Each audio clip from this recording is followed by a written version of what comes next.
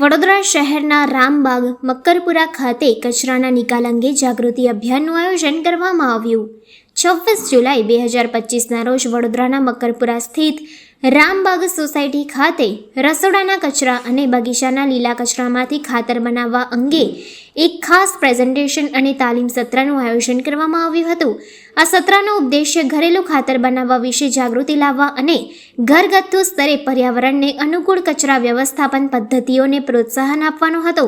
આ સત્રની અધ્યક્ષતા સોસાયટીના પ્રમુખ કૃપા મેડમ દ્વારા કરવામાં આવી હતી અને તેમાં સોસાયટીની તમામ મહિલા રહેવાસીઓની સક્રિય ભાગીદારી જોવા મળી હતી, જેમણે ઘરગથ્થુ કચરાનું સંચાલન કરવાની ટકાઉ પદ્ધતિઓ શીખવામાં ખૂબ ઉત્સાહ દર્શાવ્યો હતો।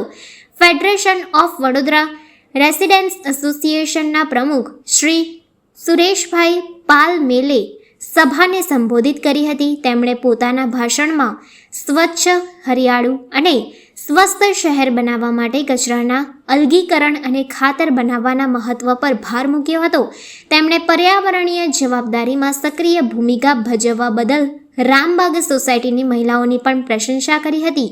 આ કાર્યક્રમમાં પ્રેરણા ફાર્મના સંતોષભાઈ દ્વારા વિગતવાર પ્રસ્તુતિ અને તાલીમ આપવામાં આવી હતી। તેમણે વ્યવહારુ પ્રદર્શન આપ્યું અને રોજિંદા રસોડાના કચરા અને બગીચાના બચેલા કચરામાંથી સમૃદ્ધ ઓર્ગેનિક ખાતર કેવી રીતે બનાવવું તે અંગે મૂલ્યવાન સમજ આપી હતી। તેમણે ખાતરના ડબ્બાનો ઉપયોગ, યોગ્ય કચરાના અલગીકરણનું મહત્ત્વ અને કેવી રીતે ખાતર બનાવવાથી માત્ર લેન્ડફિલનો ભાર ઓછો થતો નથી પણ ઘરના બાગકામ માટે જમીનને સમૃદ્ધ પણ બનાવે છે તે સમજાવ્યું। આ કાર્યક્રમ પ્રશ્ન જવાબ સત્ર સાથે સમાપ્ત થયો હતો, જ્યાં સહભાગીઓએ તેમની શંકાઓનું નિરાકરણ કર્યું અને પોતાના મંતવ્યો શેર કર્યા।